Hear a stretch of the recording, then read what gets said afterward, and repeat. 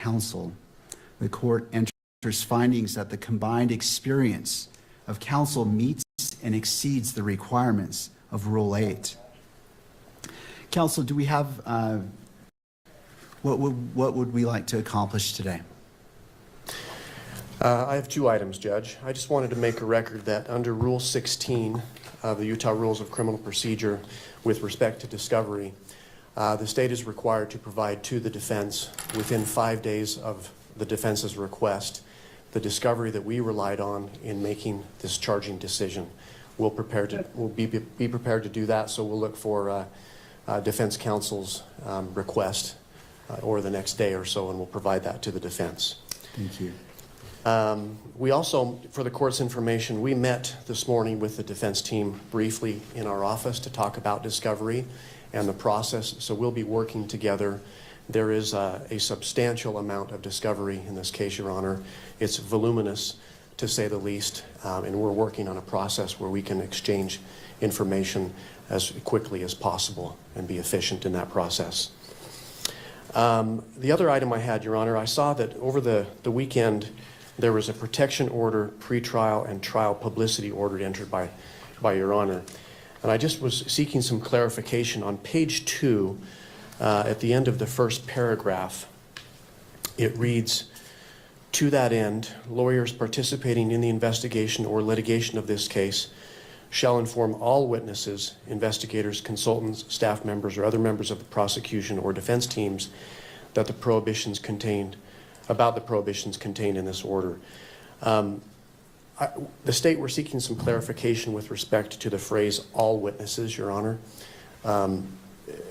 There are a number of witnesses that have yet to be identified that will likely be used in the state's case. This occurred in front of 2,000 to 3,000 students at Utah Valley University. So we're in the process of identifying those witnesses. And so those individuals are presently unknown right now. So we're looking for a little clarification from the court. And I suppose we're not going to make any arguments today, but there may be some follow-up pleadings that we may need to file. Thank you. Ms. Nestor, did you want to be heard about that issue? No, Your Honor, we would defer to whatever the court wants to advise them on that matter. I mean, I think it's fairly obvious that we don't know who all the witnesses are in this case yet. I think it's just important that if anyone is identified that they have information about this order. So I think other than that, we wouldn't weigh in on any other matter. Thank you.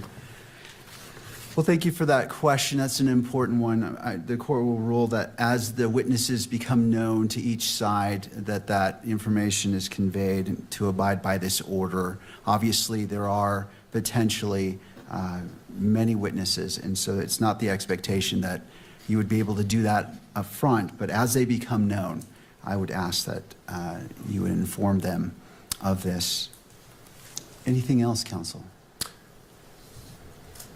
Nothing from the state. Nothing else, Judge. Thank you. Ms. Nestor.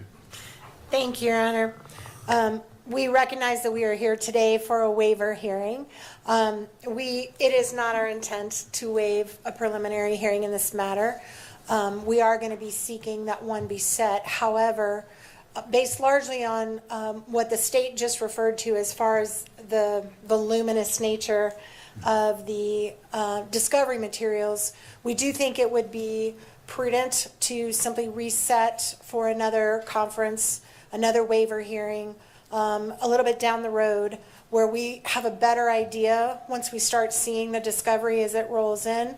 I do recognize we're going to be getting that first batch in 5 days, but it's my understanding from our meeting today that there is massive amounts of digital that is going to be coming, and until we can kind of get our heads around exactly what we're dealing with and how much we need to process, it's going to be difficult for us to give you a reasonable expectation of when we will be ready to do the prelims. So we're asking today that we put that decision off, and maybe we could check in 30 to 60 days and just kind of let the court know where we're at and how much we're looking at and how much time we may need to set a preliminary hearing.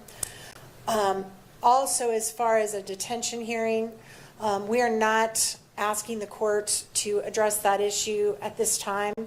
Under the statute, the issue is going to come down to the question of whether there's substantial evidence, which right now we're just not in a position at all to be able to even argue to the court. So we are probably going to ask that the court delay that decision possibly until the time of the prelim.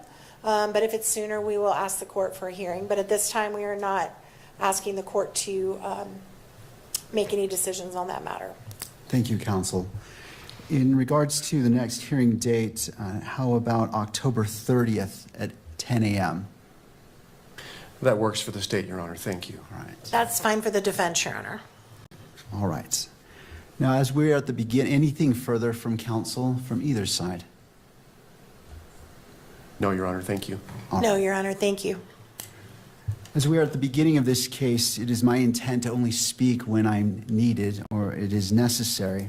But today I do wish to provide guidance and expectations that you can have for this court and wish to enter an order as well. As this case moves forward, Mr. Robinson's constitutional rights will be protected at every stage. He sits before this court presumed innocent, and that presumption remains unless and until each element of every offense charged against him is proved beyond a reasonable doubt. At the same time, and as applicable, victims are entitled under our Constitution to be treated with fairness, respect, and dignity, free from harassment or abuse.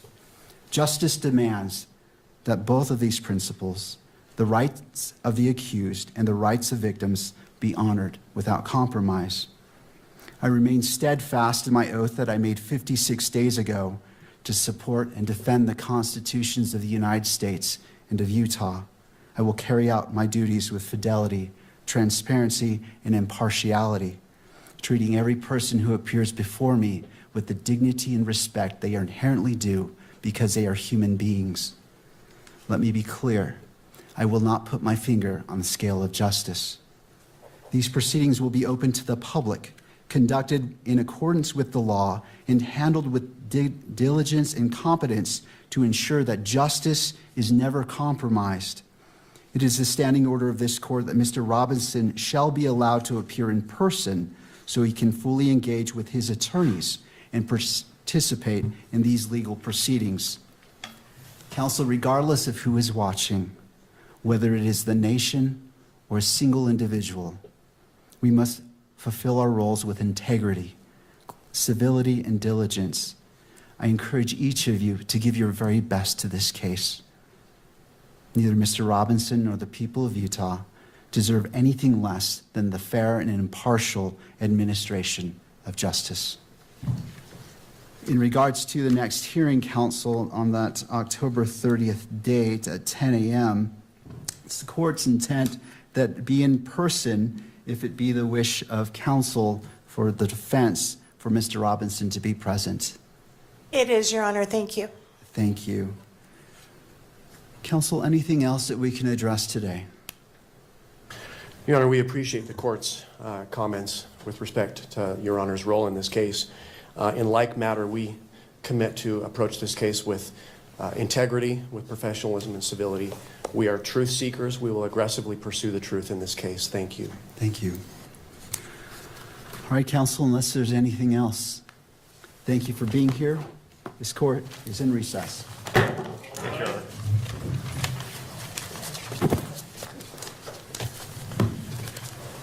My stamp on that. I think you're okay.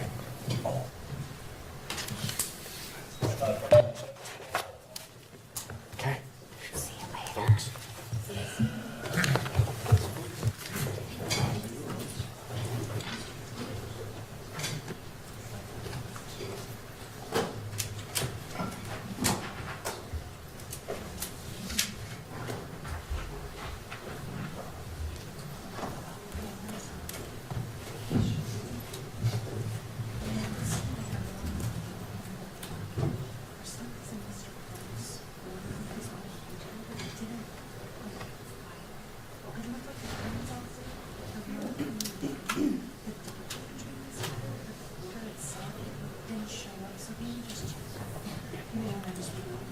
Thank you, guys.